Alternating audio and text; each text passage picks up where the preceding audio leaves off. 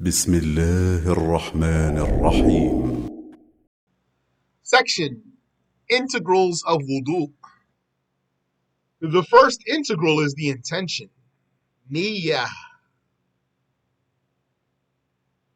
Its proof is that the Prophet ﷺ said, إِنَّمَا الْأَعْمَالُ بِالنِّيَّاتِ. The deeds are by the intention. Its place is the heart.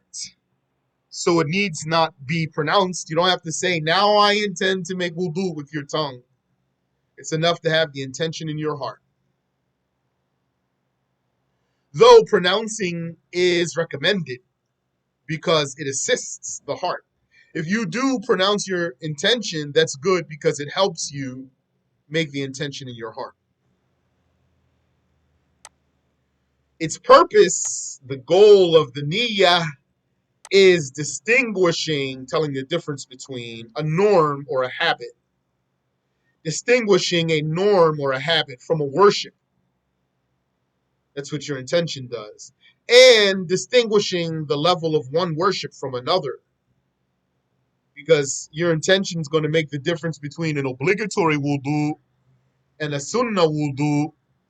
Your intention is going to make the difference between obligatory ghusl and sunnah ghusl and simply just taking a shower. So the purpose of the niyyah is distinguishing a norm or a habit from a worship and distinguishing the level of one worship from another.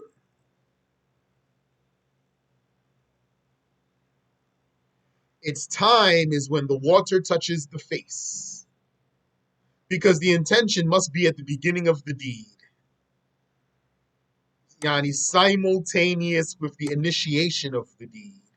That's the niyyah according to Ash-Shafi'i, not a decision. According to Ash-Shafi'i, a decision is not valid. You have to have a niyyah, an intention. Decision, which I'm translating that from the word azm. Azm. That's what your heart settled on it before you did it. So we're going to call that a decision. You decided to do it, but you didn't do it yet. So that's not valid for the worships according to Ash-Shafi'i.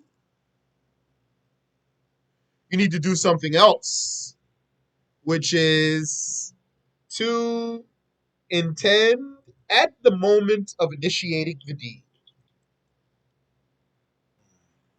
So its time is when the water touches the face, because the intention must be at the beginning of the deed, except in the case of fasting. In the case of fasting, you can make the intention during the night before the day. I mean, you have to make the intention in the night before the day, actually, for fasting.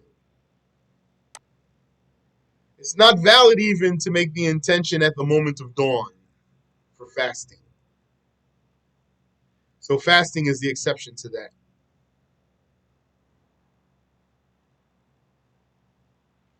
So if water were continually flowing on one's face, then after some delay he intended while water flows on his face, then the wudu starts at that moment.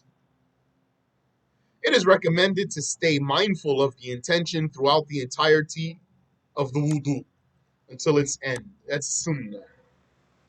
So if you make your valid intention and then in the process of performing wudu, your mind went somewhere else, so you didn't think about your intention anymore, your wudu is still valid.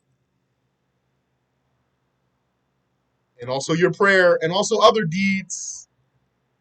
Once you make that intention, if it's a valid intention, then your deed is valid. But then you might become heedless of your intention after that. It's still valid. As long as you don't do something to invalidate your intention. As long as you don't do something to invalidate your intention, if your intention slipped your mind after making it while you're doing your worship, that will not harm you. That will not affect the validity of your deed. But it is sunnah to keep the intention in mind throughout the entire deed. The intention is invalidated by apostasy. Like the tayammum is invalidated by apostasy, and the intention is invalidated by apostasy, but not the wudu itself, nor the ghusl, as opposed to the Hanafis. Yani, you made the intention, you didn't complete your wudu, and you committed apostasy and nullified your intention. Then you need to come back to Islam, start over with a new intention. But if you finished your deed already, your wudu, I mean, or the ghusl in this case of apostasy, and then you committed apostasy, this in the Shafi'i school will not break your wudu, it will not break your ghusl. As opposed to the Hanafi school, in the Hanafi school, the apostasy will break your wudu and it will break your ghusl, just like it breaks your marriage. For wudu, the intention is made in one of four ways, even if one associates another matter with that wudu, like cooling off. Yani, even if cooling off was in your intention, that won't harm you. Or cleaning, like removing the dirt from your body, that will not harm your intention or your wudu. So we have four ways here. One, to intend to make wudu. That's a valid intention. You say in your heart, now I make wudu. It is valid for a child to intend an obligatory wudu because even though the child is not obligated, he means to perform what must be done to make prayer valid. So that's still valid if the child said in his intention in his heart, now I make obligatory wudu. Two, to intend to permit anything that requires wudu, even if one is not going to do it immediately, like to permit circling the Kaaba. So that will make your wudu valid. If you were in Hawaii somewhere, you said, now I make wudu to permit circling the Kaaba. That's valid wudu. Three, and Nawawi says that one can intend purification for prayer. So according to that, your intention is, now I make purification for prayer. However, if one merely intends purification, not purification for prayer, this is not valid. Because purification includes what removes filth. So one needs a more specific intention. On the other hand, if one intends to make purification for prayer, if one intends purification for prayer, this means he is now making wudu. So that's good enough.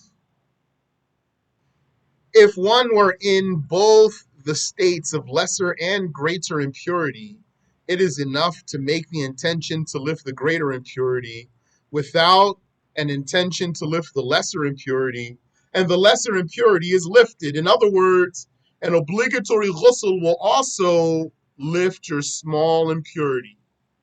Remember, there's two types of hadath: big hadath that requires ghusl, small hadath that requires wudu, big religious impurity and small religious impurity. So to lift the big religious impurity, you perform ghusl. To lift the small religious impurity, you can make wudu or an obligatory ghusl. Wudu or obligatory ghusl. Obligatory ghusl will lift the small impurity like wudu lifts the small impurity. And four, to intend to lift the impurity, religious impurity, hadath, the hadath. However, the person with perpetual impurity has to intend to make prayer permissible for him. We talked about that. If you have a lasting impurity, so you have that leakage we talked about, incontinence of urine, sickness, bleeding for the woman. Even some people might have flatulence. That means they pass gas. I mean, excessive flatulence, chronic. I don't know if there's a medical term for it. A person who can't stop passing gas. So I'm summarizing all of that by using the word leakage. So when you have such leakage, this perpetual impurity or lasting impurity, then you don't intend to lift the religious impurity because you're not going to lift it. Rather, you intend to make prayer permissible. The second integral is the first outward integral, washing all of the apparent face. Apparent face means not inside the nostrils, not under the eyelids, for example. From the normal hairline at the top of the forehead, and it is recommended to start from there when you make wudu. It's recommended to start your wash from there, from that normal hairline, and then wash down to its lowest edge, the face's lowest edge, the extent of the chin, where the jawbones converge. Widthwise, one must wash from ear to ear, not including the ear. The ear itself is part of the head, not the face. Allah said, "Falsilu wujuhakum," wash your faces. One should not smack his face with the water. Sometimes one must wash through the facial hairs, and sometimes it is sufficient to wash over them. Sometimes one must wash through the facial hairs, so through your mustache, through your eyebrows, down to the skin, all those facial hairs. And sometimes it is sufficient to wash over them, over the facial hair, because it might be thick, yani, because the facial hair might be thick or thin. Yani, this needs a new sentence here. Let me start that again. One should not smack his face with the water, not there, here. Sometimes one must wash through the facial hairs, down to the skin. And sometimes it is sufficient to wash over them, meaning just to wash what appears. This is because the facial hair might be thick or thin, and it might extend beyond the face or not. Pay attention here. Any thin hair must be washed down to the skin, even if it goes beyond the limits of the face. What's beyond the limits of the face? What does that mean? It means, like, what if you have long sideburns, like many women do? My sideburns are stuck to my face. But what if you have the type of hair that your sideburns are flowing? You might have sideburns that go down to your shoulders. Who knows? Sideburns means the hair that grows between the temple and the jawbone. The hair from the temple to the jawbone that grows, it goes alongside the ear.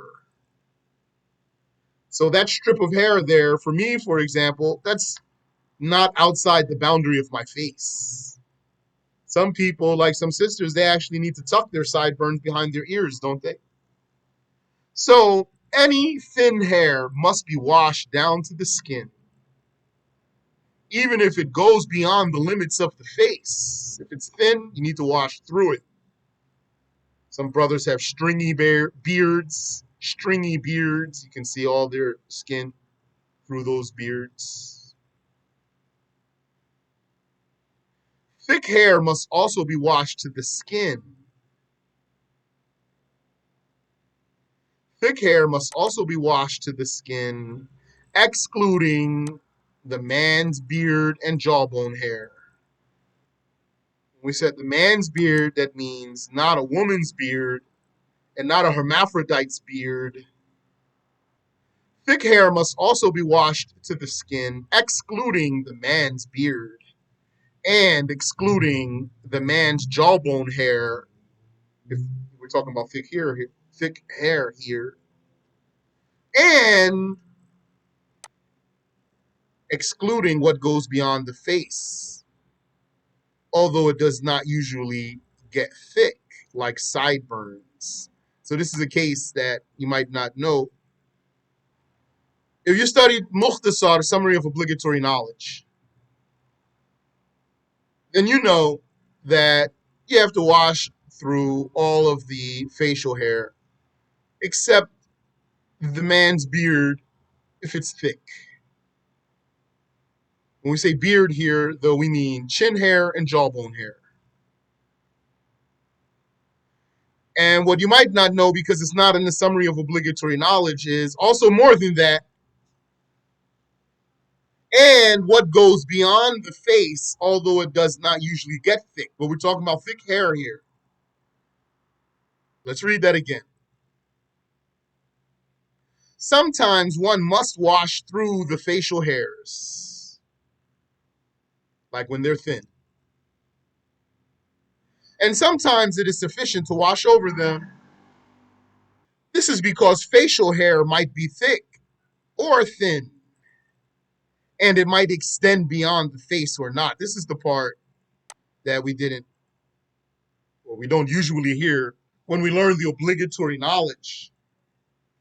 So this part here, and the hair might extend beyond the face or not, that might be new.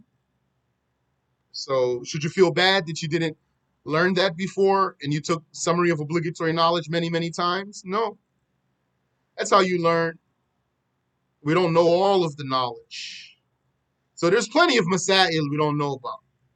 So rather, you be happy that you learned a new mas'ala. Don't be mad because you didn't learn that mas'ala before. You be happy that you learned it now. So any thin hair must be washed down to the skin. We're talking about facial hair. Any thin hair must be washed down to the skin. You know that. That's clear. Even if it goes beyond the limits of the face. So it's thin, then if it's thin, it might be stuck to the limits of your face, or it might go beyond the limits of your face. Either way, since it's thin, you have to wash through it down to the skin. Thick hair must also be washed to the skin, uh, except such and such. So look how the sentence is here. Thick hair must also be washed to the skin, excluding such and such. So that excluding means that's not the original rule. So what's the original rule? Even the thick hair needs to be washed through the skin. So thin hair needs to be washed down to the skin, and thick hair needs to be washed down to the skin. So all the hair needs to be, facial hair needs to be washed down to the skin, but there's an exception. Excluding the man's beard, not a woman's beard or a hermaphrodite's beard. We're talking about thick beard here. And beard here means chin hair. And excluding the man's jawbone hair, thick jawbone hair. And that's even if it does not go beyond the limits of his face. Even if it does not go beyond the limits of his face. It's just enough to be thick without going beyond the limits of the face. Then you don't have to wash through that. And also what goes beyond the face, although it does not usually get thick, like sideburns. What goes beyond the face, although it does not usually get thick, like sideburns. So what if you had thick sideburns? But let me back up further. What if you had thin sideburns? Do you have to wash through them down to the skin? What's the answer? If you had thin sideburns, yes, you have to wash down to the skin. What if you had thick sideburns and they're not beyond the limits of the face? Do you have to wash through those down to the skin? Thick sideburns that are not beyond the limits of the face. Yes, you still have to wash through that down to the skin. if you had thick sideburns, you had sideburns there, thick, and they're beyond the limits of the face, outside, going out past your face. You have to wash through those sideburns? No, you don't. No, you don't. Question. You said, I didn't understand when you say it might extend beyond the face or not. Meaning, you might have a beard. Easy example. You might have a beard. Your beard maybe could go down to your belly button. So that's beyond your face. Or you might have a beard that just shows the contours of your chin and your jaw because it doesn't go beyond your face. It's just basically keeping to the contours of your face. Yani, like, I'll give you an easy example here. Let's say you have a young man who's 15 years old, 16 years old. You think he's gonna, usually, he has a beard, goes all the way down to his chest? No, it's just within the contours of his face. Doesn't go far. But then you might have a man who's like 50 years old. He has a nice belly too. So he might have very long beard. It's beyond the limits of his face. Is that clear? So we're saying the same thing about any facial hair could be like that. You could have a mustache that goes beyond the limits of your face, sideburns that go beyond the limits of your face. Did you see that movie what is that called? Castaway with Tom Hanks. He's like a man stranded on an island. See all this hair he has on his face? That's way beyond the limits of the face. He says, so you don't have to wash the part of the beard that goes beyond the boundaries of the face. You do have to wash the beard. Now, out of all of what we're saying here, we're not saying that any of that facial hair, you don't have to wash it. You have to wash all that facial hair. Question is whether you have to wash through it down to the skin or not. Or if it's enough just to wash what appears. So we're not saying you don't have to wash what goes beyond the boundaries of the face. We're saying, firstly, here, that's why I said pay attention here. I know this case here might make someone dizzy, like it did to me. So let me read again here from the top. Sometimes one must wash through the facial hairs, and sometimes it is sufficient to wash over them. Just what appears of the facial hair. I think that's clear. Why? How come sometimes it's like this and sometimes like that? This is because facial hair might be thick or thin, and it might extend beyond the face or not. So these are the factors that you want to look into to see if you have to wash through it or not. Thick, thin, and extending beyond the face or not. So if it's thin, then you have to wash through it, even if it extends beyond the limits of the face, including the beard. If it's thin, then you have to wash through it. Thick hair must also be washed to the skin, except a man's chin hair and a man's jawbone hair. We talk about thick hair. And except what goes beyond the face, although it does not usually get thick, like the sideburns. So now we talk about thick sideburns, and they extend beyond the face. Then you don't have to wash through it. Question, so if one has a 3-foot beard, thick, that goes beyond the boundaries, you have to wash the whole beard, the exterior. Yes, correct. All the facial hair, you have to wash all the facial hair. So that's an example, but that rule is consistent. So if a woman had sideburns, very long sideburns, and she tucks them behind her ears, she has to pull those out and wash them. Or if you had a long mustache, nice twirly mustache, then you need to go ahead and get all that, all the facial hair. If you had crazy eyebrows that go out like you're a cartoon guy,